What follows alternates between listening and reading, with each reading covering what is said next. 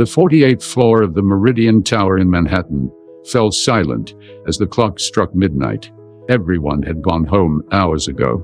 Everyone except Alexander Blackwood, the 52-year-old CEO of Blackwood Enterprises, whose net worth of $8.2 billion made him one of the wealthiest men in America. The building was his sanctuary, his true home, far more than the empty penthouse that awaited him each night. Alexander's fingers flew across the keyboard as he reviewed quarterly projections, the glow of 3 monitors casting harsh shadows across his face. His dark hair was peppered with gray at the temples, stress lines etched deeply around his steel blue eyes that hadn't truly smiled in years.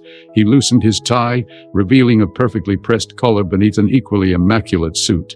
Everything about him was precise, controlled, and meticulously maintained. He reached for his coffee, grimacing when he found it cold. With a sigh, he pushed back from his desk and stood, stretching muscles stiff from sitting too long. Perhaps it was time to call it a night, though the thought of returning to his empty penthouse held little appeal. 15 years of building an empire left little time for anything else. No wives, no children, no real connections outside the boardroom. Just the way he preferred it, he told himself repeatedly. As Alexander walked toward his private bathroom to splash cold water on his face, a soft sound stopped him. He froze, listening intently. There it was again, a small shuffle, almost inaudible, coming from the sitting area of his expansive office. His heart rate quickened as he slowly turned, scanning the dimly lit space. "Who's there?" he demanded, his voice cutting through the silence. No response. Alexander moved cautiously toward the sound, reaching for his phone, ready to call security. As he rounded the corner of his leather couch, he stopped abruptly, his breath catching in his throat. A child, a little boy no older than 7, was curled up on his couch, clutching a worn backpack to his chest. The boy's clothes were clean but slightly rumpled, his sneakers scuffed at the toes. Dark circles shadowed his eyes, and his brown hair fell in unruly waves across his forehead. He was clearly trying to pretend he was asleep, but Alexander could see the rapid fluttering of his eyelids. "I know you're awake," Alexander said, his voice softer now but still firm. "Sit up and explain yourself. How did you get in here?" The boy's eyes snapped open, startlingly familiar hazel eyes that sent an inexplicable shiver down Alexander's spine. The child sat up slowly, clutching his backpack like a shield. "I'm waiting for my dad," he said simply, his small voice echoing in the cavernous office. Alexander frowned, confusion washing over him. "Your father? Who is your father? And why would he be in my office at midnight?" The boy studied Alexander's face for a long moment, then reached into his backpack and pulled out a crumpled photograph. Without a word, he held it out. Alexander took it, his fingers suddenly numb. The photograph showed a much younger version of himself, perhaps from 15 years ago, standing beside a woman with warm hazel eyes and a brilliant smile. He remembered her instantly. Claire Sullivan, a paralegal he'd dated briefly before his company took off. Before he decided relationships were too complicated, too messy for a man with his ambitions. "My name is Ethan," the boy said quietly. "My mom was Claire Sullivan. She died last week. She always told me you were my dad. My name is Theo Teller, and if this introduction has already sparked your curiosity, leave your like to follow this extraordinary journey. Which city are you watching this from? Let us know in the comments below." Alexander staggered backward, gripping the edge of his desk for support. The photograph trembled in his hand as memories flooded back. Claire's laughter, her warmth, the way she'd looked at him like he was more than just his ambition. They'd parted ways when he chose his company over their relationship. She had wanted more. He couldn't give it. She had walked away, and he had let her. "That's impossible," he whispered, though even as the words left his mouth, he could see the truth in the boy's features. His chin, his brow, the way his left eyebrow arched slightly higher than the right when he was serious. It was like looking at a miniature version of himself before time and ambition had hardened him. Ethan's small shoulders slumped. "Mum said you might say that." The quiet disappointment in the child's voice cut through Alexander like a knife. He ran a shaking hand through his hair, mind racing through calculations. 15 years ago would align perfectly with his brief relationship with Claire. Why hadn't she told him? A son. He had a son. Where have you been staying since? Alexander couldn't bring himself to finish the sentence. With Mrs. Patel next door, but she got sick yesterday and had to go to the hospital. Ethan's voice was matter-of-fact, as if he was used to adapting to difficult circumstances. Mom left me your business card. She said if anything ever happened to her, I should find you. Alexander's throat tightened. How did you even get up here? This floor has security. A small, proud smile flickered across Ethan's face. I told the security guy I was your nephew and you forgot your medication. I said it was an emergency. The smile faded. He didn't believe me at first, but then I started crying, and he let me up. Despite himself, Alexander felt a flicker of admiration for the boy's resourcefulness, a trait he recognized all too well. We need to call social services, Alexander said, reaching for his phone. It was the logical step, the responsible thing to do. He wasn't equipped to handle a child, especially not one who had just lost his mother. His life had no space for this complication. Ethan's eyes widened with panic. Please don't. Mom said you would help me. She promised. The desperation in the boy's voice froze Alexander's hand, mid-dial. The weight of Claire's faith, a faith he had done nothing to earn, settled heavily on his shoulders. She had told their son that Alexander would help him, even after he had walked away from her all those years ago. Ethan, Alexander began carefully, I don't know how to be a father. I've never even had a pet. I'm not a pet, Ethan replied with surprising dignity for a 7-year-old. And I can take care of myself mostly. Mom had to work a lot too. The implications of that statement hit Alexander like a physical blow. While he had been amassing billions, Claire had been raising their son alone, likely struggling to balance work and childcare. Alexander glanced at his watch. 1:17 a.m. Too late to make any official calls. Too late to do anything except make it through the night. Are you hungry? He asked abruptly. Ethan nodded, the movement small and cautious. I have some snacks in the break room, Alexander said, gesturing for Ethan to follow him. As they walked through the darkened hallway, Alexander noticed how the boy stayed exactly 3 steps behind him, as if afraid to get too close. In the break room, Alexander found protein bars, an apple, and a container of yogurt. Not exactly a child-friendly meal, but it would have to do for now. He watched as Ethan ate carefully, methodically, clearly hungry, but too polite to rush. When did you last have a proper meal? Alexander asked. Ethan shrugged. Mrs. Patel made dinner yesterday before she got sick. I had some crackers from my backpack today. Alexander felt a wave of something unfamiliar. Was it guilt? Responsibility? Whatever it was, it twisted uncomfortably in his chest. You can sleep on the couch in my office tonight, he decided. Tomorrow we'll figure something out. As they returned to his office, Alexander noticed Ethan stumbling slightly with fatigue. Without thinking, he reached out to steady the boy, feeling the smallness of his shoulder beneath his hand. Ethan tensed at first, then leaned imperceptibly into the touch. A gesture so subtle yet so profound that Alexander felt something inside him shift and crack. Alexander made a makeshift bed on his office couch, using his spare suit jacket as a pillow and his winter overcoat as a blanket. He watched as Ethan settled in, the boy's small body nearly swallowed by the expensive cashmere. Neither spoke, the silence heavy with unasked questions and unexpressed fears. Mr. Blackwood? Ethan's voice was small in the darkness. Yes, Alexander replied, standing awkwardly by his desk, unsure whether to sit, leave, or stay. Are you really my dad?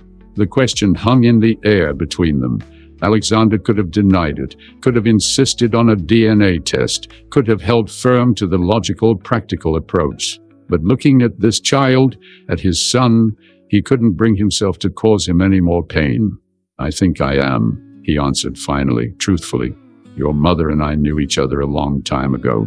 She had a picture of you in our apartment, Ethan said, his voice drifting slightly as exhaustion began to claim him. She said you were very important and busy, but that you were smart, and would know what to do if I ever needed help. Alexander felt his throat constrict. Claire had painted him as some kind of hero to their son, when in reality he had been nothing but a coward, choosing wealth and power over the possibility of love and family. "Try to sleep now," Alexander said gently. "We'll talk more in the morning." He returned to his desk, unable to contemplate leaving the boy alone in the office, even though his penthouse was just 20 floors up. He watched as Ethan's breathing deepened, the child slipping into exhausted slumber with the remarkable resilience of youth. Alexander turned to his computer, fingers flying over the keyboard as he searched for information about Claire Sullivan. What he found made his chest ache with regret. Claire had never married. She had worked as a paralegal at a small law firm in Brooklyn, living in a modest apartment, raising their son alone. The obituary was brief. Claire Sullivan, 41, passed away after a brief illness, survived by her son Ethan. A brief illness. How brief? Had she been sick for a while? Had she struggled alone, worrying about what would happen to their son? The questions piled up in Alexander's mind, each one more painful than the last. He switched to a search for New York's family services, child custody laws, and guardianship procedures. The information was overwhelming, complex, and cold, much like the corporate acquisitions and mergers he navigated daily, except this wasn't about assets and profit margins. This was about a living, breathing child, his child. Alexander glanced at Ethan's sleeping form, noting how the boy had curled himself into a tight ball, as if taking up as little space as possible. Even in sleep, he seemed to be trying not to be a burden. With a sigh, Alexander reached for his phone and scrolled to a contact he rarely used, Patricia Miller, his personal attorney. She wouldn't appreciate a 3 a.m. text, but this couldn't wait. "Urgent situation. Need you at my office at 7 a.m. sharp. Family matter. Confidential." He hit send, then leaned back in his chair, exhaustion washing over him. When was the last time he had called something a family matter? He had no family, or so he had thought until a few hours ago. His gaze drifted to the crumpled photograph Ethan had given him. Claire's smile seemed to mock him from the glossy paper. What would she think of him now? Would she believe he could step up, be the father their son needed? Did he even believe it himself? The night crept by, as Alexander alternated between working, researching, and watching Ethan sleep. By the time the first light of dawn filtered through the floor-to-ceiling windows, he had made dozens of notes, created multiple contingency plans, and still felt utterly unprepared for what lay ahead. At 6:45 a.m., he ordered breakfast to be delivered to his office. Not his usual black coffee and protein shake, but a feast of options: pancakes, eggs, fruit, yogurt, juice. He had no idea what 7-year-olds ate for breakfast. He had no idea about anything related to 7-year-olds. As the city awakened below them, Ethan stirred, his hazel eyes blinking open with momentary confusion before focusing on Alexander. The boy sat up quickly, smoothing his rumpled clothes with small, nervous hands. "Good morning," Alexander said, the greeting unfamiliar in this context. He usually started his day with demands and directives, not pleasantries. "Good morning, Mr. Blackwood," Ethan replied formally, folding the overcoat with careful precision. "Alexander," he corrected, then hesitated. "Oh, well, we'll figure that out." A knock at the door announced the arrival of breakfast. Ethan's eyes widened at the spread, though he waited until Alexander nodded permission before approaching the food. "I wasn't sure what you liked," Alexander explained, suddenly self-conscious about the excessive order. Ethan selected a pancake and some fruit, arranging them neatly on a plate. "Mom and I usually had cereal," he said. "This is like restaurant food." Alexander watched the boy eat, noting his careful manners and the way his eyes constantly darted around, assessing his surroundings. This was a child accustomed to uncertainty, to adapting quickly to new situations. The realization made something protective stir within Alexander's chest, a feeling so foreign he almost didn't recognize it. At precisely 7 a.m., Patricia Miller strode into Alexander's office without knocking, a privilege earned by 15 years as his personal attorney. She stopped short at the sight of Ethan, her professional composure momentarily slipping. "I see what you meant by family matter," she said, recovering quickly. She extended her hand to Ethan. "I'm Ms. Miller, and you are?" "Ethan Sullivan," the boy replied, shaking her hand with surprising confidence. Patricia raised an eyebrow at Alexander, who nodded almost imperceptibly, confirming her unspoken question about the boy's parentage. "Ethan, would you mind watching some TV for a bit while I speak with Ms. Miller?" Alexander asked, gesturing to the large screen mounted on the wall of his office. Once Ethan was settled with a nature documentary, volume low, Alexander led Patricia to the far corner of his office. "DNA test," she said immediately. "Not a question, but a statement."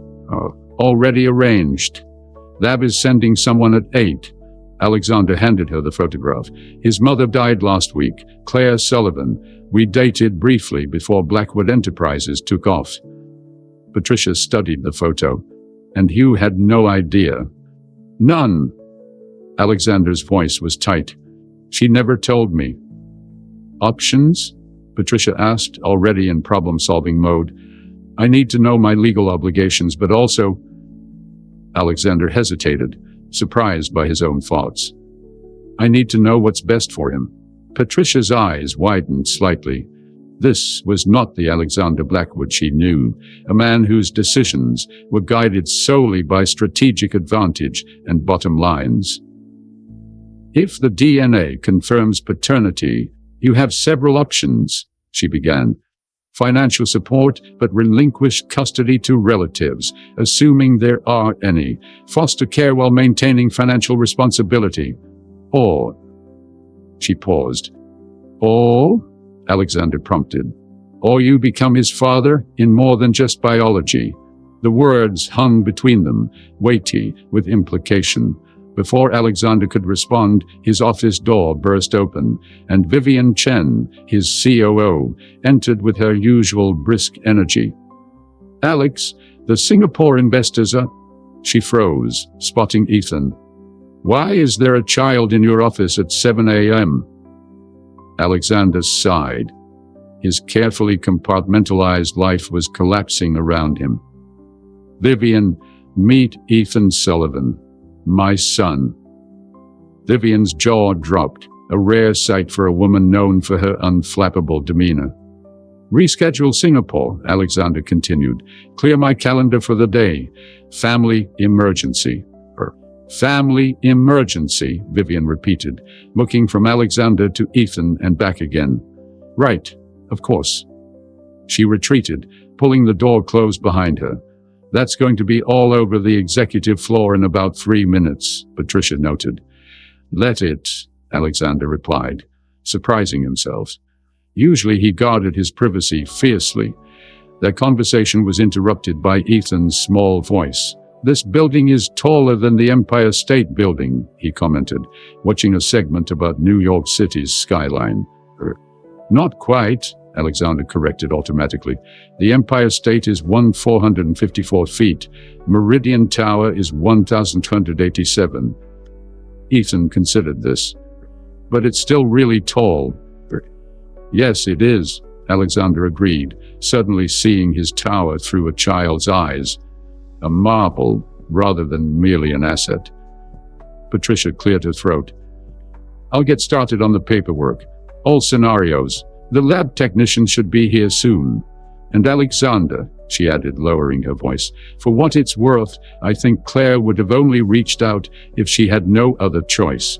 She doesn't strike me as someone who would have kept his existence from you out of spite." The observation struck Alexander like a physical blow.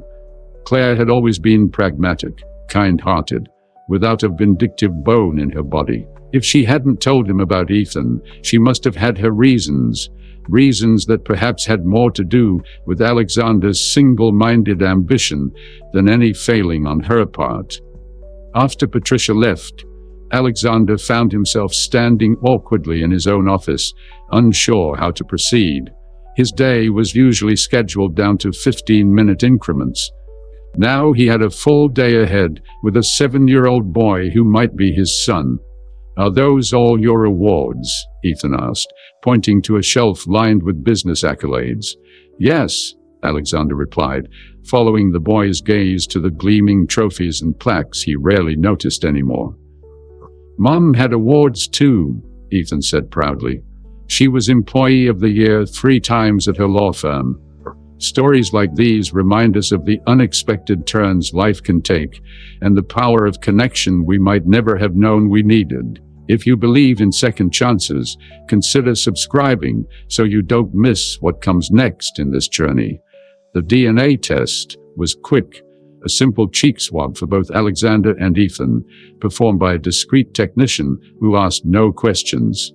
The results would be available within 24 hours, though Alexander found himself less concerned with scientific confirmation than he would have expected. The evidence was right before his eyes in Ethan's features, mannerisms, and the intelligent way he observed everything around him. By mid-morning, the reality of the situation began to assert itself in practical matters. Ethan had been wearing the same clothes since yesterday, had no toothbrush, no change of clothes, and nowhere to go. "We should get you some essentials," Alexander said, the idea of shopping for a child completely foreign to him. His own clothes were custom-tailored, delivered to his penthouse, without him ever setting foot in a store. "Like what?" Ethan asked. "Clothes, toiletries, perhaps some toys."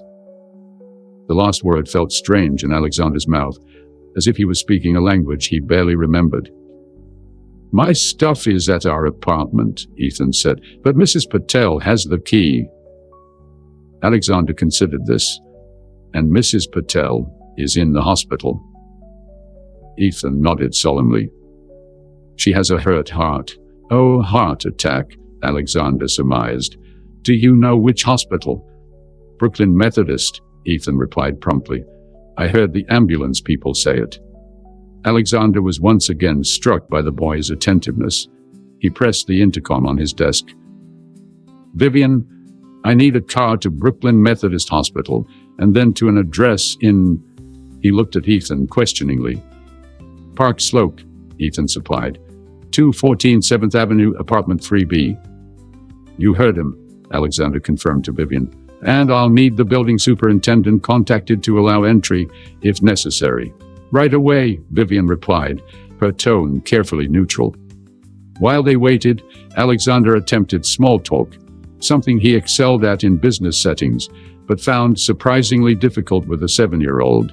"Do you like school?" he asked eventually. "It's okay," Ethan shrugged. "I like math and science. Reading is easy, but spelling is hard."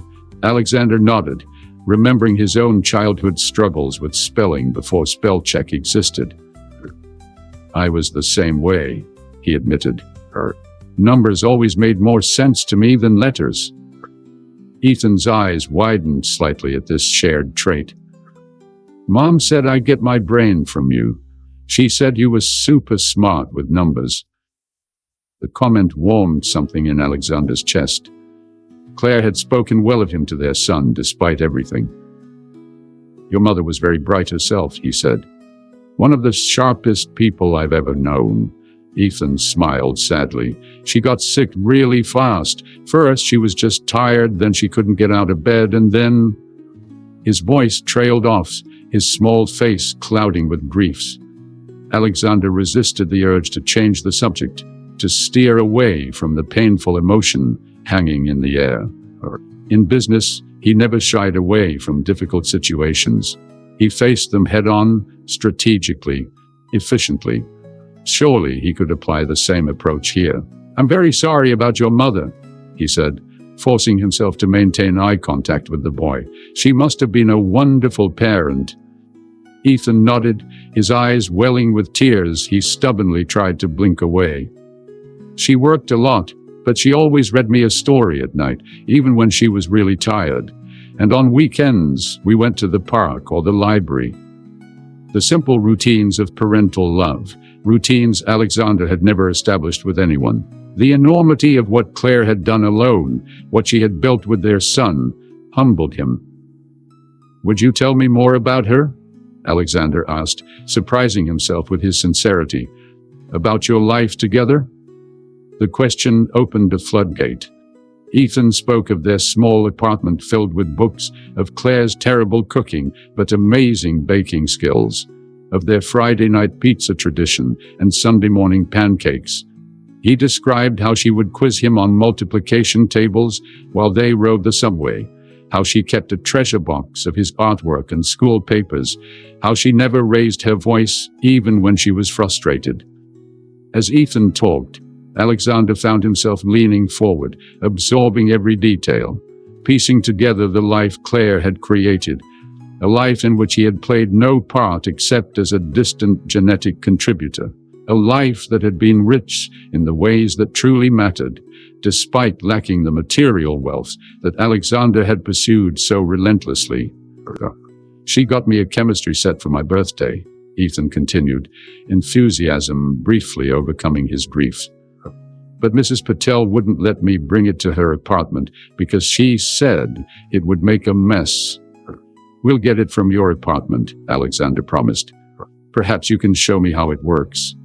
Vivian's voice interrupted through the intercom. "Car is ready downstairs, and Alexander," she added, a note of apology in her voice, "the press is already gathering in the lobby. Someone leaked that you have a child." Alexander grimaced. Of course, in a building full of ambitious professionals, information was currency. Ethan's appearance was worth its weight in gold to the gossip columns that had speculated about his private life for years. "Is there a way out that avoids the main entrance?" he asked. "The service elevator to the parking garage," Vivian confirmed. "I'll have security clear the paths." Alexander thanked her, then turned to Ethan. "It seems some people are very interested in meeting you," he explained carefully. "People who take pictures and write stories about people like me." Ethan nodded seriously. "Paparazzi, like for Taylor Swift." Despite himself, Alexander smiled. "Yes, something like that, though considerably less exciting. We're going to avoid them today, all right?" "Like spies?" Ethan asked, a spark of interest lighting his eyes. "Exactly like spies," Alexander agreed, feeling oddly playful.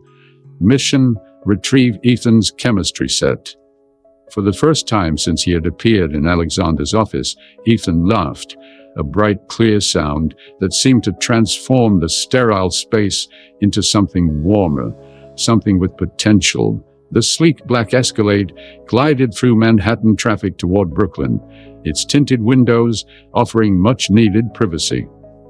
Alexander sat stiffly in the back seat, hyper-aware of the small boy beside him, who gazed out the window with quiet fascination at the city rushing by.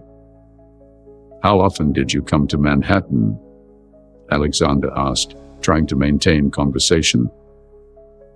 "Not much," Ethan replied, his eyes tracking a street performer as they passed. "Mom said it was expensive. We came for special things sometimes, like when we saw The Lion King for my birthday last year." Alexander felt a twinge of guilt at the reminder of the economic disparity that had defined Claire's life, and by extension, Ethan's. While he had been amassing billions, making deals in private jets and penthouse suites, they had been carefully budgeting for an occasional Broadway show. Their first stop was Brooklyn Methodist Hospital, where they found Mrs. Patel recovering from a mild heart attack. The elderly woman's eyes widened at the sight of Alexander in his immaculate suit, clearly recognizing him from media coverage. "You are the father," she said, not a question, but a statement of fact. Her gaze was direct, evaluating. "Claire always said you would come one day." Alexander shifted uncomfortably under her scrutiny. "I didn't know," he said, the words inadequate but honest. Mrs. Patel's expression softened slightly. "Claire never spoke badly of you. She said you had important work to do. She was a good woman, too good, maybe. She turned her attention to Ethan, reaching out to pat his hand. "You be good boy for your father, yes? Your mother is watching." Ethan nodded solemnly, and Alexander felt a weight settle on his shoulders at the simple faith these people had placed in him, faith he had done nothing to earn.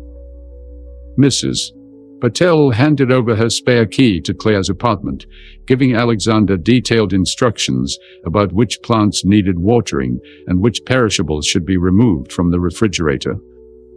The mundane household management tasks sounded foreign to a man who employed staff to handle every aspect of his domestic life. Back in the car, Alexander instructed his driver to take them to Park Slope. "We'll need boxes," he realized aloud, "for Ethan's things." A call to his assistant solved this problem, and when they arrived at the modest brick apartment building, they found a stack of flattened moving boxes and packing materials waiting with one of Alexander's security team. The building had no doorman, no elevator, just 4 floors of apartments accessed by a narrow stairwell. Ethan led the way up to the 3rd floor with practiced ease, while Alexander found himself slightly winded by the climb, a testament to too many hours behind a desk and too few at the gym his penthouse boasted. Ethan hesitated at the door of 3B, key in hand. "I haven't been back since..." His voice trailed off. Alexander placed a hand gently on the boy's shoulder. "We can take as much time as you need." Ethan nodded, drew a deep breath, and unlocked the door. The apartment that greeted them was small but immaculately kept. Bookshelves lined one wall of the living room, filled with a mix of legal texts, fiction, and children's books. A modest television sat opposite a worn but clean sofa. Plants adorned every windowsill, their leaves reaching toward the afternoon light. Photos of Ethan and Claire were everywhere, on the walls, the shelves, the refrigerator, documenting birthdays, school events, and quiet moments together. Alexander stood in the center of the living room, absorbing the evidence of the life Claire had built. It was nothing like his sterile, minimalist penthouse with its expensive art and designer furniture chosen by an interior decorator. This space told a story. It was lived in, loved, a true home. Ethan moved through the apartment with caution, as if afraid to disturb the memory of his mother that lingered in every corner.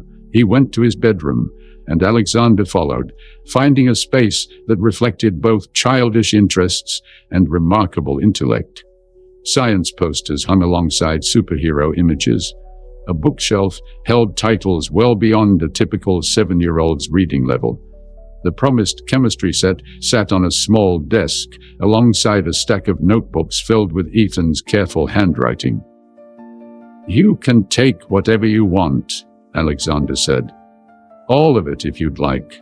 Ethan looked around, clearly overwhelmed by the task of deciding what pieces of his life to preserve. "Mom's room too?" "Of course." They moved to Claire's bedroom, a simple space dominated by a queen-sized bed with a handmade quilt. A framed photo on her nightstand caught Alexander's eye. It was the same image Ethan had shown him, but in better condition. He picked it up, studying the happiness captured in that moment 15 years ago. "She kept this here?" he asked softly. Ethan nodded. "She said it was important to remember the good times with people, even if they're not in your life anymore." The wisdom in Claire's approach to life and to him struck Alexander deeply. While he had pushed forward relentlessly, discarding the past as irrelevant to his ambitions, she had honored it, teaching their son to do the same. As they began packing Ethan's clothes and toys, Alexander noticed a legal-sized envelope on Claire's desk, labeled simply, "For Alexander Blackwood, in case of emergency." With a sense of trepidation, he opened it. Inside was a letter, handwritten in Claire's neat script, dated just 3 months earlier. "Alexander," it began, "if you're reading this, something has happened to me, and Ethan has found his way to you. I'm sorry to bring this responsibility to your door after all these years, but our son has no one else." Alexander sank into Claire's desk chair, his legs suddenly weak, as he continued reading her final words to him, words she had written knowing she might not be there to speak them. "I never told you about him because I saw the path you were on. Your ambitions were clear, and a child would have been an obstacle, not a blessing, to the man you were becoming. I chose not to put either of you in that position. Perhaps that was wrong of me, but I made the best decision I could with the information I had." Alexander's throat tightened as he read on. "Ethan is brilliant, like you. But he has a gentleness that I hope he never loses. He needs stability, love, and guidance. I don't know what your life is like now, or if there's room in it for our son. But I have to believe that the man I once knew, the man who talked about changing the world, who had compassion beneath his drive, is still in there somewhere." The letter continued with practical information. Ethan's medical history, school details, allergies, none, and favorite foods. At the end, Claire had written, "I've told Ethan that his father is someone who accomplishes impossible things. Whatever you decide, please don't prove me wrong. With hope and forgiveness, Claire." Alexander folded the letter carefully, placing it back in the envelope. He looked up to find Ethan watching him, those hazel eyes, Claire's eyes, studying him with an intensity that seemed beyond his years. "Did Mom leave you a note?" the boy asked. "She did," Alexander confirmed, his voice rough with emotion. "She wanted to make sure I knew how to take care of you." "Are you going to?" The question was direct, unadorned with any childish softening. Alexander looked at this boy, his son, standing amidst the dismantling of the only home he'd ever known, facing an uncertain future with remarkable courage. In that moment, the answer seemed clearer than any billion-dollar deal he'd ever negotiated. "Yes," Alexander said, the word emerging with surprising certainty. "Yes, I'm going to take care of you, Ethan." As soon as he spoke the words, Alexander realized he meant them. Not as a temporary measure, not as an obligation, but as a commitment he wanted to make. The realization was as startling as it was profound. Ethan's expression remained cautious, as if afraid to trust this declaration. "For how long?" "For as long as you need me," Alexander replied, then corrected himself. "For as long as we need each other." They continued packing in a charred silence, each processing the weight of the moment in their own way. Alexander called for additional help, and soon professional movers arrived to carefully box Claire's possessions for storage, while Ethan's things were loaded into the SUV. Throughout the process, Alexander noticed how Ethan methodically selected certain items: books his mother had read to him, a hand-knitted blanket, a collection of smooth stones they had gathered on a beach trip, preserving the physical connections to his life with Claire. In Claire's bedroom, Alexander discovered a small jewelry box containing modest pieces: silver earrings, a pearl necklace, a few rings. No expensive diamonds or designer brands, but each piece clearly chosen with care. "Your mother's jewelry," he said to Ethan, who had appeared in the doorway. "Would you like to keep it safe?" Ethan nodded. "She wore the pearl necklace for special days. And that ring," he pointed to a simple silver band with a small blue stone.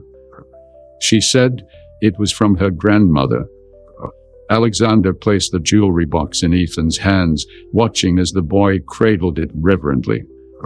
A family history he knew nothing about. Generations of connections that had shaped the son he never knew he had. As the afternoon progressed, the apartment began to look bare, memories carefully boxed and labeled. Alexander found himself lingering over a wall calendar in the kitchen. Claire's neat handwriting, marking Ethan's school events, doctor appointments, and small celebrations. She had been organized, thoughtful, planning their modest life with the same care Alexander applied to billion-dollar deals. "Are we done?" Ethan asked, exhaustion evident in his slumped shoulders. "Almost," Alexander replied. "Is there anything else special you want to bring now? The rest can be stored safely until you need it." Ethan thought for a moment, then went to a cabinet in the hallway and pulled out a photo album. "This has pictures of Mom when she was little, and her parents. She said it's our family history." Family history. The phrase echoed in Alexander's mind. Ethan was part of a lineage, connections that stretched backward and forward in time. In his own life, Alexander had barely acknowledged his parents after they questioned his single-minded pursuit of wealth. They had died years ago, leaving him the last Blackwood, or so he had thought. Now there was Ethan, carrying not just his DNA but Claire's family history as well. As they prepared to leave, Ethan stood in the middle of the living room, turning in a slow circle as if committing every detail to memory. "We can come back if you ever want to," Alexander offered. "I'll keep the apartment for as long as you need," Ethan shook his head. "Mom said home is where the people you love are, not the building." He looked up at Alexander, a question in his eyes that he couldn't quite articulate. "She was right," Alexander said softly, "and we'll make a new home, one that has room for her memory." The sun was setting as they left the apartment, casting long shadows across the Brooklyn streets. The security team efficiently loaded the last of Ethan's belongings into a second vehicle, while Alexander and Ethan settled into the back of the SUV. "Where are we going now?" Ethan asked, clutching his backpack and the photo album. Alexander hesitated. His penthouse was impressive but sterile, 60 floors of luxury designed for a single man who rarely entertained. It had no child's bedroom, no toys, none of the warmth that had filled Claire's modest apartment. "My apartment for tonight," he decided, "but tomorrow we can look at some other options if you'd like. Places with more space, perhaps closer to your school."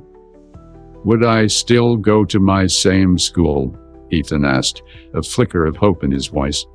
The question gave Alexander pause. He'd automatically assumed Ethan would transfer to one of Manhattan's elite private schools, the kind that prepared children for Ivy League trajectories. But perhaps maintaining some continuity would be better for a child who had just lost his mother and his home. "If that's what you want," Alexander said carefully, "we can make it work." As they crossed the Brooklyn Bridge, the Manhattan skyline came into view, glass towers reflecting the setting sun in hues of gold and crimson. Meridian Tower stood among them, a physical manifestation of Alexander's ambition and success. "Which one is yours?" Ethan asked, gazing at the skyline. "There," Alexander pointed to Meridian Tower. "My office is on the 48th floor, and my apartment is at the top." "It's where you live, but is it your home?" Ethan asked, an innocent question that cut straight to the heart of Alexander's existence. Alexander began, then stopped, struck by the realization that in all his years of acquiring possessions and property, he had never created a true home. "It's where I sleep and work," he admitted. "But no, I don't suppose it's really a home." His phone buzzed with an incoming message. Patricia Miller had texted, "DNA results expedited. 99.9998% match. Congratulations, it's a boy. Legal paperwork ready in the morning." Alexander stared at the screen, the scientific confirmation of what he already knew in his heart. He was a father, had been for 7 years without knowing it. "Is it important?" Ethan asked, noticing Alexander's intense focus on his phone. "Yes," Alexander replied, handing him the phone. "It's about you." Ethan read the message, his brow furrowing as he processed the information. "So you really are my dad," he said finally. "For sure."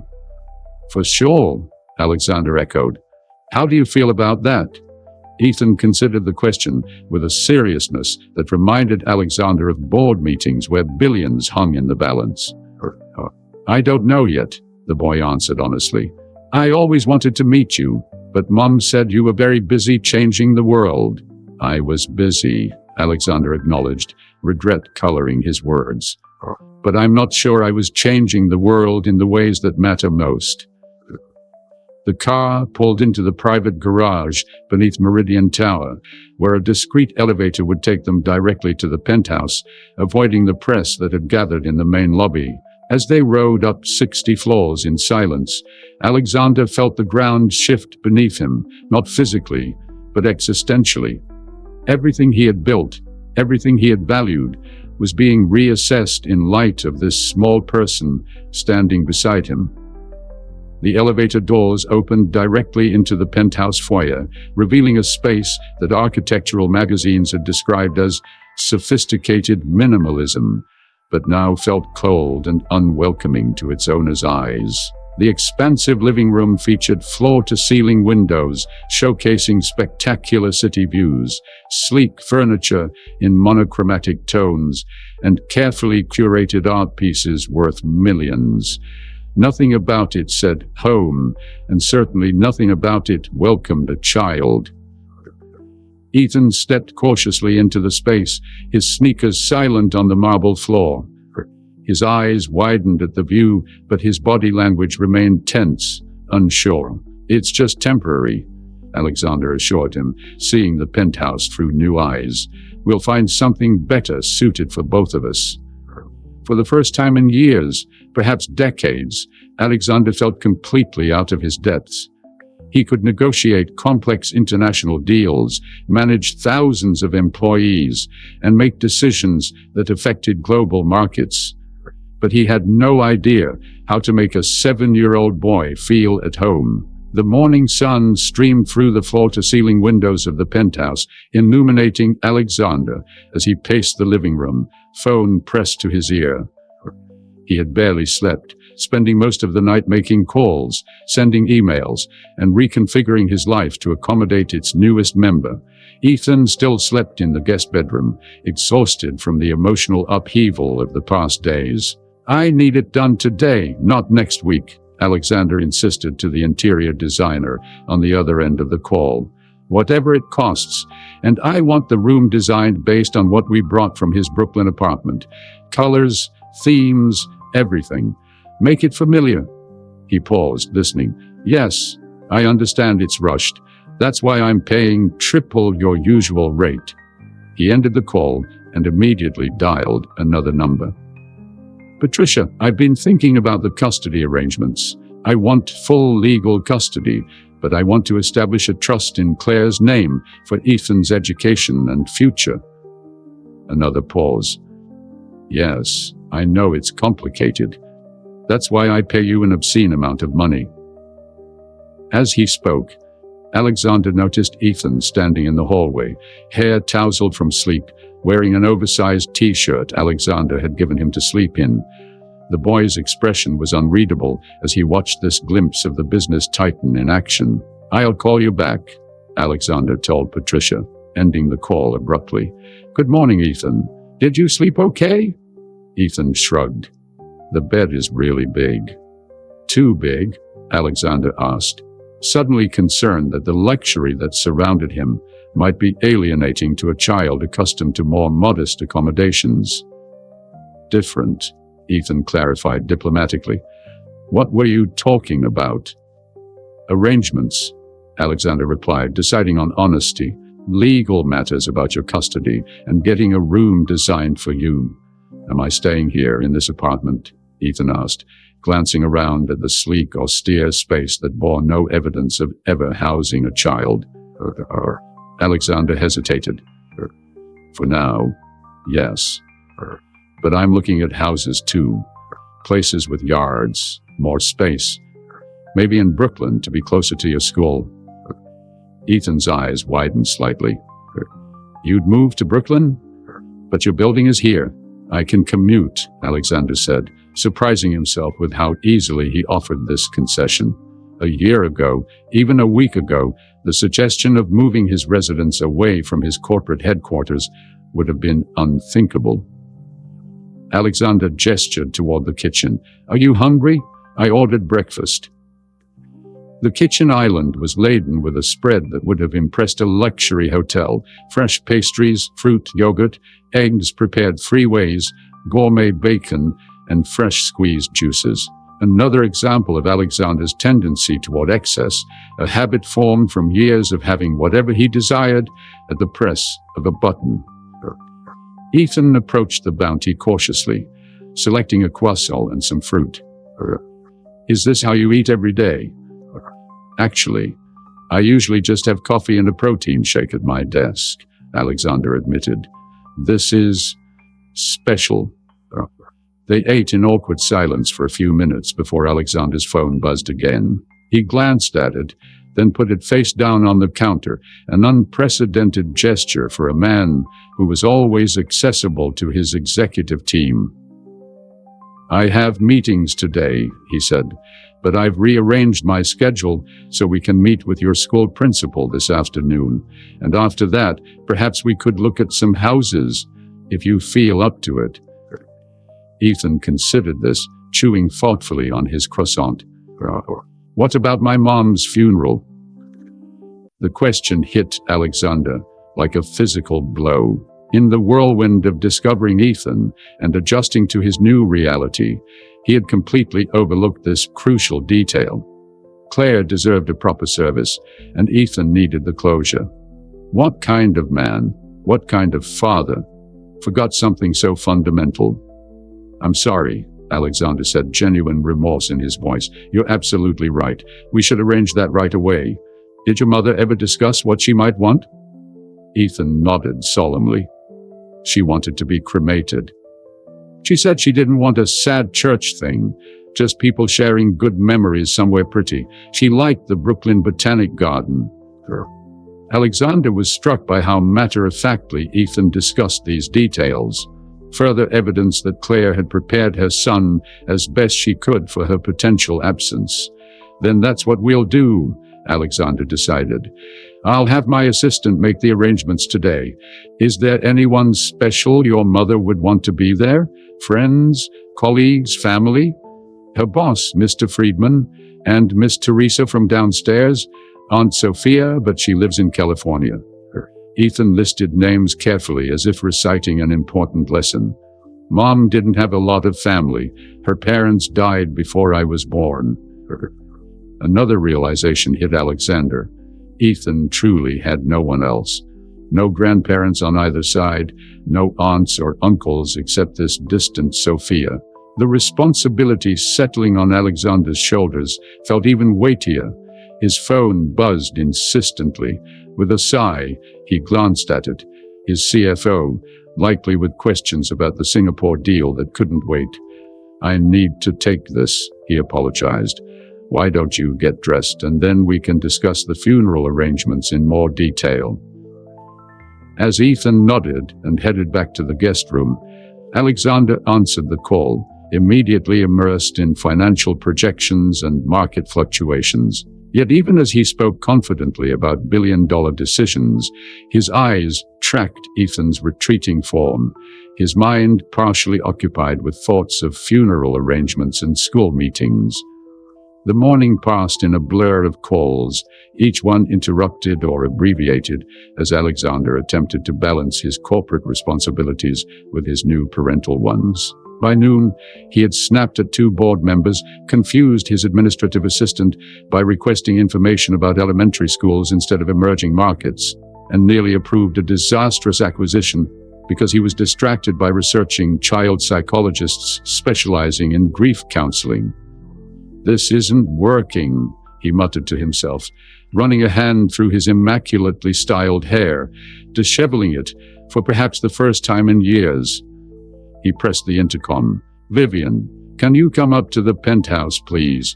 20 minutes later, Vivian Chen, his trusted COO for the past decade, sat across from him in his home office, her usually impassive face showing rare surprise as Alexander outlined his proposal. "Temporary leave of absence," she repeated. "For how long?" "Undetermined," Alexander replied. "At least a month, possibly more. You would have full operational control, with my input on major strategic decisions only." Vivian studied him, her shrewd eyes noting the unusual disorder of his hair, the loosened tie, the distracted glance he cast toward the door when Ethan moved in the hallway outside. "The board won't like it," she noted. "Markets hate uncertainty." "The board works for the shareholders, and I am the majority shareholder," Alexander reminded her. "They'll adjust. We'll frame it as a strategic reorganization to develop the next generation of leadership." Vivian nodded slowly. "And the real reason?" Alexander hesitated, unaccustomed to discussing personal matters in a business context. "I have a son," he said finally. "He needs me right now, and I need to figure out how to be what he needs." Something softened in Vivian's expression, a glimpse of the friend beneath the polished executive exterior. "Claire's boy," she said. It wasn't a question. Alexander's surprise must have shown on his face, because Vivian smiled slightly. "You mentioned her once, years ago, after a particularly excessive celebration of the Westridge acquisition. You said she was the one decent person you'd ever dated." Alexander had no memory of this confession, but it rang true.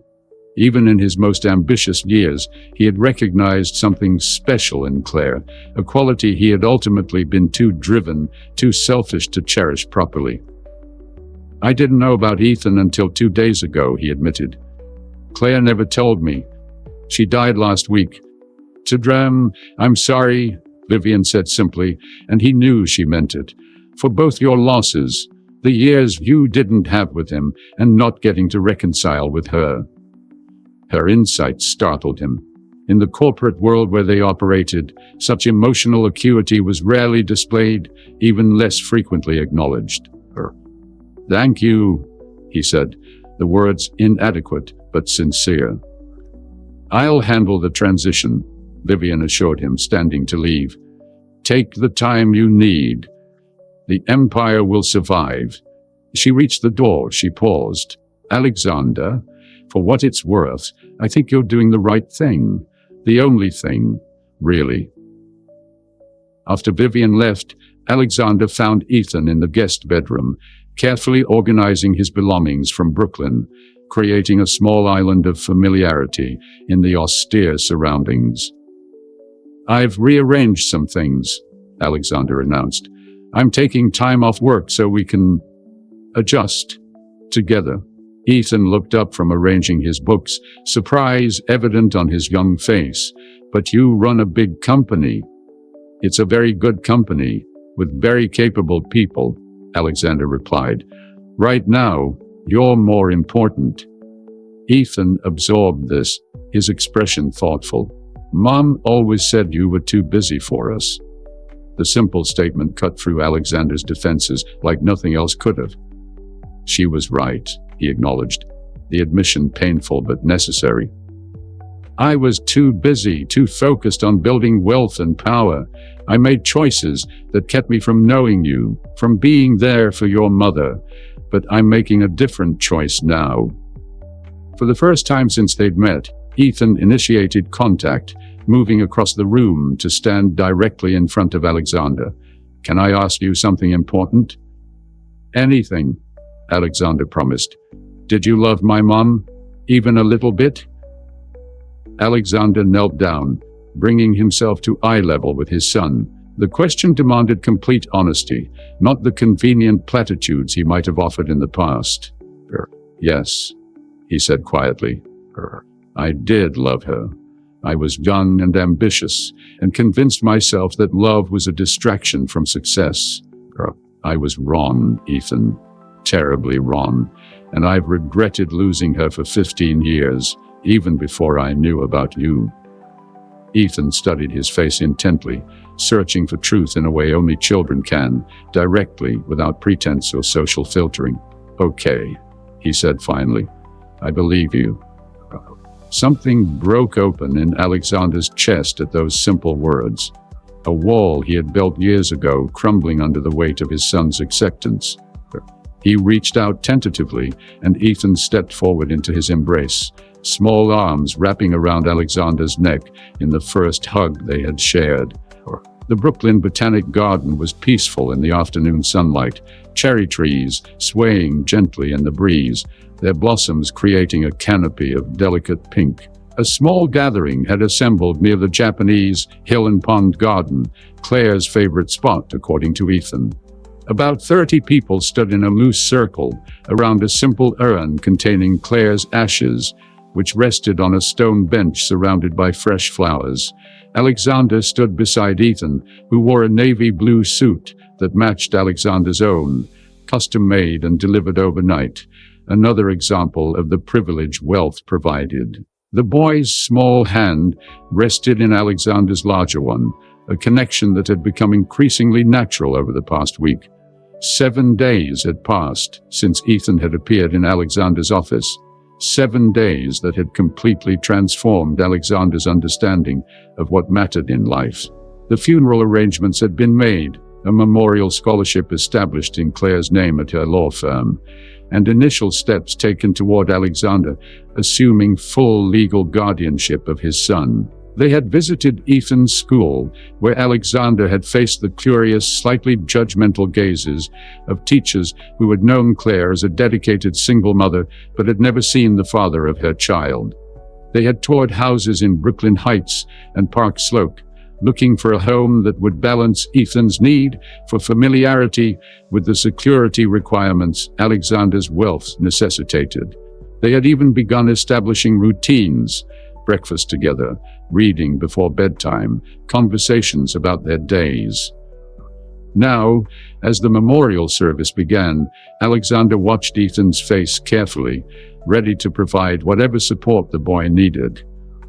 The law firm's senior partner spoke first, praising Claire's work ethic, her integrity, her unfailing kindness to colleagues and clients alike. Neighbors followed with stories of Claire's generosity, how she had organized a meal train when Mrs. Patel's husband died, how she had tutored the Rodriguez children in English every Saturday morning, how her door had always been open to anyone in need.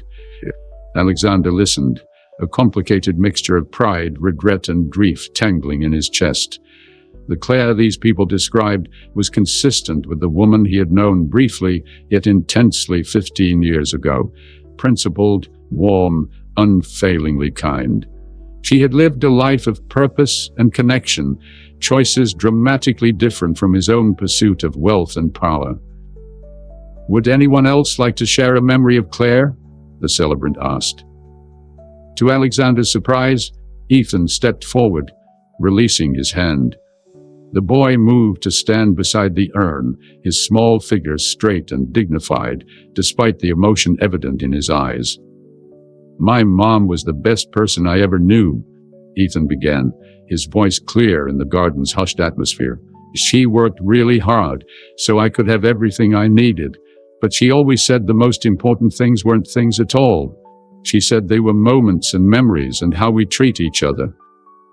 Alexander felt his throat tighten as Ethan continued.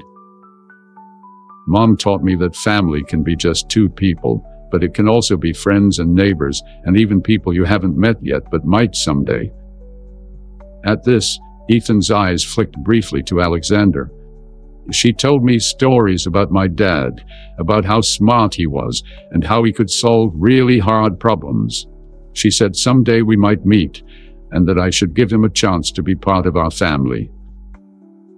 Murmurs rippled through the gathered mourners, many of whom were clearly hearing about Alexander's existence for the first time. He felt their curious gazes, but kept his focus entirely on Ethan. "I wish Mom was still here," Ethan said, his voice finally breaking, "but I'm glad I'm not alone, and I think she'd be glad too." As Ethan finished speaking, Alexander moved forward instinctively, drawing the boy against his side in a protective gesture. There was a moment of silence before soft applause broke out. Not for Alexander, he knew, but for the extraordinary child Claire had raised and the grace with which he was facing his loss. Several more people spoke, sharing memories of Claire that painted a vivid picture of a life well lived despite its brevity. Finally, the celebrant looked to Alexander with a question in her eyes. Alexander hadn't planned to speak. What right did he have to eulogize a woman he had abandoned, whose life he had missed entirely? But Ethan was looking up at him expectantly, and he found himself moving forward, drawn by some obligation he couldn't name, but couldn't ignore. I knew Claire Sullivan 15 years ago, he began, his voice uncharacteristically hesitant. We were young, with different dreams and different paths ahead of us. I chose a path that took me away from her, a decision I've regretted more times than I can count. He paused, gathering his thoughts, acutely aware of the skeptical looks from Claire's friends and colleagues. I didn't know about Ethan until a week ago. Claire made the choice to raise our son alone, without demanding anything from me. Not financial support, not recognition, not even acknowledgement. She could have pursued all of those things, and legally, morally, she would have been entitled to them. Instead, she gave Ethan something more valuable. She told him stories that preserved the best version of me, the man I could have been, perhaps should have been. Alexander looked down at Ethan, who was watching him intently. In the short time I've had the privilege of knowing our son, I've seen Claire's kindness, her intelligence, her resilience reflected in him. She was an extraordinary mother who raised an extraordinary child, largely alone, and facing challenges I can barely imagine. I can never repay that debt or recover the years I missed with both of them. But I can promise this: Ethan will never forget his mother. Her values, her love, her spirit will be honored and remembered every day. And I will spend the rest of my life trying to be worthy of the faith she placed in me, even when I gave her no reason to do so. As Alexander stepped back, he felt Ethan's hand slip into his again, squeezing tightly. The gesture conveyed more than words could have: acceptance, connection, the tentative beginnings of trust. After the formal service concluded, Claire's friends approached Alexander cautiously. Some were openly suspicious, others merely curious about the billionaire who had suddenly appeared in Ethan's life. He answered their questions with uncharacteristic humility, keenly aware that these people had been there for Claire and Ethan when he had not. Mrs. Patel, supported by her niece, made her way to Alexander's side. "You have good boy there," she said, nodding toward Ethan, who was showing his school friends the koi in the pond. "Claire did miracle with him. Now is your turn." "I know," Alexander replied simply. "I'm trying." "Trying is good start," Mrs. Patel said, patting his arm. "Claire always say you a smart man. Smart men learn fast." With that enigmatic comment, she moved away, leaving Alexander to ponder her words. As the gathering began to disperse, a tall woman with streaks of gray in her dark hair approached. She had Claire's eyes, the same hazel shade Ethan had inherited. "Sophia Sullivan," she introduced herself. "Claire's sister." "Alexander Blackwood," he replied, extending his hand. "I'm sorry for your loss." Sophia studied him, her gaze direct and evaluating. "Claire told me about you, not just the sanitized version she gave Ethan, the full story." Alexander tensed, preparing himself for deserved recrimination. "I imagine it wasn't flattering." "Actually, she never spoke badly of you," Sophia said, surprising him. "She said you were brilliant but lost, focused on things that wouldn't ultimately bring you happiness. She hoped someday you'd figure that out." The assessment was so accurately clear, insightful, kind even in criticism, that Alexander felt a fresh wave of loss for the woman he had barely known yet, who had known him so well. "She was right," he acknowledged. "I wish I could tell her that." "You can show her instead," Sophia replied, glancing meaningfully at Ethan. "That boy is her heart walking around outside her body. How you care for him now says everything she needs to know."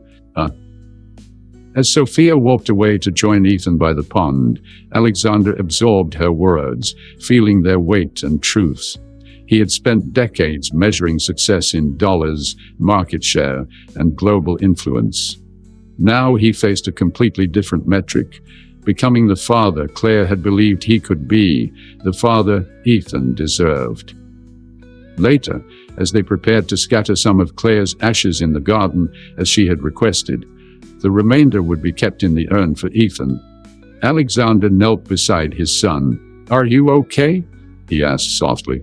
Ethan nodded slowly. "Mom said this was her favorite place in the whole city. She said it was like a little piece of everywhere in the world, all together in one peaceful spot." Alexander looked around at the meticulously designed landscape. Japanese maples alongside American oaks, English roses near Chinese peonies, a global harmony of botanical beauty. It struck him as the perfect metaphor for the family they were attempting to create. Different worlds coming together, finding a way to coexist, and perhaps even thrive. "I think she would be proud of you today," Alexander said. "You spoke beautifully about her." "She would be proud of you too," Ethan replied with the simple certainty of childhood. "You came." Such a basic expectation that a father would show up for his child. Yet it was one Alexander had failed to meet for 7 years. The fact that Ethan could find this worthy of pride rather than the bare minimum of decent behavior humbled him completely. As they scattered the ashes beneath a flowering cherry tree, Alexander made a silent promise to Claire and to himself. The man he had been, driven, isolated, valuing wealth above connection, was gone. The man he would become, the father Ethan needed, was still taking shape, but he would dedicate himself to that transformation with the same determination that had built his empire. 6 months later, Alexander Blackwood stood in the doorway of Ethan's bedroom, watching as his son carefully attached the final piece to a model solar system suspended from the ceiling. The room, bright, colorful, and filled with books, science projects, and framed photos of Claire, was the heart of their new home, a brownstone in Brooklyn Heights that balanced Ethan's need for normalcy with the security concerns Alexander's wealth necessitated. "Perfect alignment," Ethan declared, standing back to admire his work. "Just like the real thing." "Impressive," Alexander agreed, entering the room. "Though I think you've made Neptune slightly larger than it should be relative to Jupiter." Ethan grinned. "I knew you'd notice. It's a test of your astronomical knowledge." Their easy banter still amazed Alexander. This comfort that had grown between them over months of shared meals, weekend explorations of the city, evening help with homework, and the gradual, sometimes painful forging of trust and understanding. They were still learning each other, still negotiating the boundaries and expectations of their relationship, but the foundation felt increasingly solid. "Ready for the science fair tomorrow?" Alexander asked, sitting on the edge of Ethan's bed. "Almost. I need to practice my presentation one more time." Ethan's project, a sophisticated analysis of urban water quality that Alexander had been careful to guide but not dominate, had already earned praise from his teachers.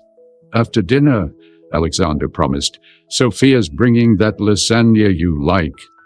Claire's sister had become a regular presence in their lives, bridging the past Ethan shared with his mother and the future he was building with his father. Her initial wariness of Alexander had gradually softened as she witnessed his genuine commitment to understanding and raising his son.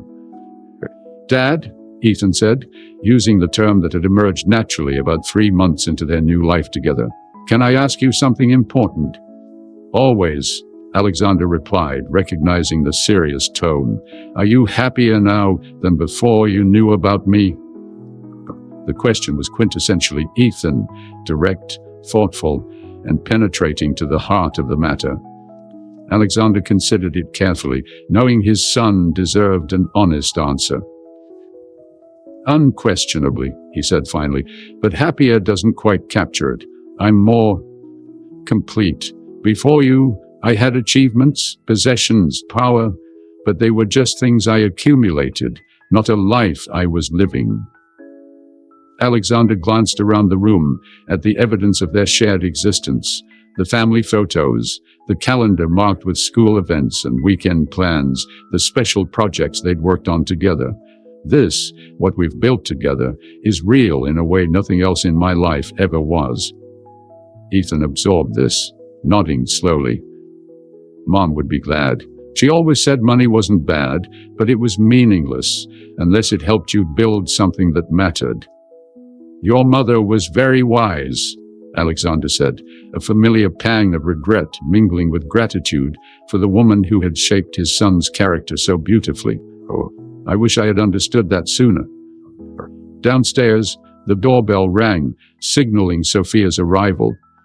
As Ethan bounded down to greet his aunt, Alexander followed more slowly, taking in the home they had created. Photos of Claire were prominently displayed throughout the house, keeping her memory alive and honored. Alongside them now were new images: Ethan and Alexander at a Yankees game, hiking in the Catskills, building a ridiculous sandcastle at the Hamptons house they had rented for a month in the summer. The transition back to Blackwood Enterprises had been gradual and deliberate. Alexander now worked primarily from a home office, attending in-person meetings only 3 days a week. His executive team had adjusted to the new normal, even if some board members still grumbled about his changed priorities. The company continued to thrive, though perhaps with a slightly different focus. Alexander had initiated a comprehensive review of their labor practices and environmental impact, changes inspired by conversations with Ethan about corporate responsibility. In the kitchen, Alexander found Sophia and Ethan engaged in animated conversation about the latest developments in Ethan's class. The new girl, Zoe, has 2 moms, and Tyler tried to say that was weird, but Ms. Phillips shut that down fast. Ethan was explaining. She said families come in all configurations, and the only weird thing is judging other people's families. Ms. Phillips sounds like a wise woman, Sophia commented, unpacking her lasagna and a salad. She is, Alexander agreed, joining them. Her recommendations for books about blended families have been very helpful. Sophia gave him an approving look. 6 months ago, the Billionaire CEO might have delegated such research to an assistant or ignored it entirely. Now he personally vetted resources to help his son navigate their unique family situation. As they settled around the dining table, a farmhouse-style piece chosen specifically because it reminded Ethan of meals with Claire, Alexander reflected on the journey that had brought them here. From that midnight discovery in his office to this warm domestic scene represented a transformation more profound than any corporate restructuring he had ever overseen. There had been challenges, of course. Ethan's grief sometimes emerged in unexpected ways. Nightmares, sudden tears, occasional anger. Alexander had learned to navigate these moments, not by trying to fix them, as was his natural inclination, but by simply being present, offering comfort without attempting to erase the pain. He had found a skilled child psychologist who specialized in grief counseling, and they both attended sessions individually and together. The press had been another hurdle. The discovery of Alexander Blackwood's secret son had created a media frenzy that required careful management to protect Ethan's privacy and sense of normalcy.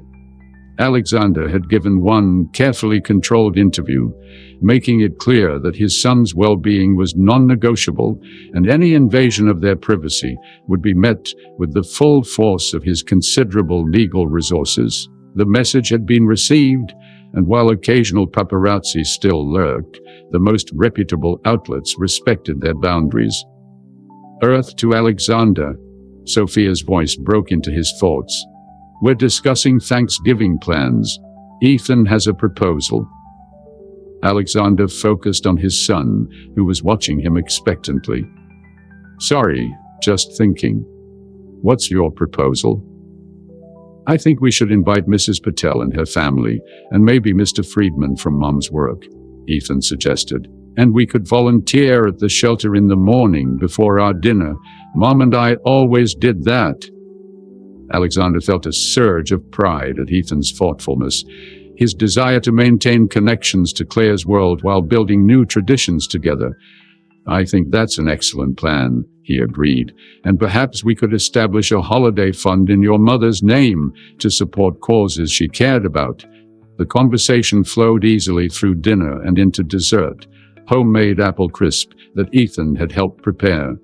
As Sophia prepared to leave, she pulled Alexander aside while Ethan cleared the table. Claire would be amazed, she said quietly.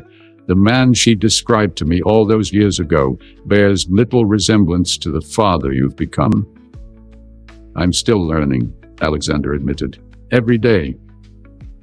That's what parenting is, Sophia replied with a gentle smile. Just showing up and learning day after day. After Sophia's departure and Ethan's bedtime, Alexander settled in his study with a cup of tea, another change from his former habit of late-night scotch. On his desk sat a framed photograph of Claire, one he had found among her possessions. In it she was laughing, her head thrown back in uninhibited joy. Beside it was a more recent photo of Ethan in nearly the same pose, the resemblance striking. Alexander picked up Claire's picture, studying the face of the woman who had shaped his son's first 7 years, the woman who had seen something in him worth telling their child about, even when his actions had given her every reason to paint him as the villain. I'm trying to be worthy of him, Alexander said softly to the image. Of the faith you placed in me, even when I gave you no reason to have any. His phone chimed with a message from Patricia Miller. Final adoption paperwork approved by the court. Congratulations, Dad. Though Alexander had been Ethan's legal guardian since shortly after Claire's death, this formal adoption solidified their relationship in the eyes of the law, ensuring that no one could ever challenge Ethan's place as his son and heir. Tomorrow, they would celebrate with a special dinner, but for now, Alexander simply sat with the quiet satisfaction of knowing that the most important merger of his life was finally, officially complete. He rose and walked quietly to Ethan's room, checking on his sleeping son as had become his nightly ritual. Ethan slept peacefully, his mother's photo on the nightstand watching over him. Alexander gently adjusted the blanket that had slipped from the boy's shoulders. Good night, son, he whispered. As he turned to leave, Ethan stirred slightly. Night, Dad, he murmured before drifting back to sleep. In that simple exchange, so ordinary to most parents, so extraordinary to Alexander, he found the answer to the question Ethan had asked earlier. Was he happier now? The word seemed inadequate. What he felt was a profound sense of purpose, of connection, of being exactly where he was meant to be. The billionaire, who had once measured success in acquisitions and assets, now found his greatest achievement in a child's trust, in a family reconstructed from loss, in the daily, ordinary miracle of being someone's father. It was a role no amount of wealth could have purchased, a transformation no strategic plan could have engineered. In the quiet of his Brooklyn brownstone, far from the corporate towers that had once defined him, Alexander Blackwood had finally found his true home. Thank you for watching this emotional journey. If you enjoyed this story of unexpected fatherhood and second chances, please hit the like button and subscribe to our channel. We'd love to hear your thoughts in the comments below. And don't forget to share your suggestions for future stories you'd like to see. Your support means everything to us. Like, subscribe, and join our community for more heartfelt stories that remind us what truly matters in life.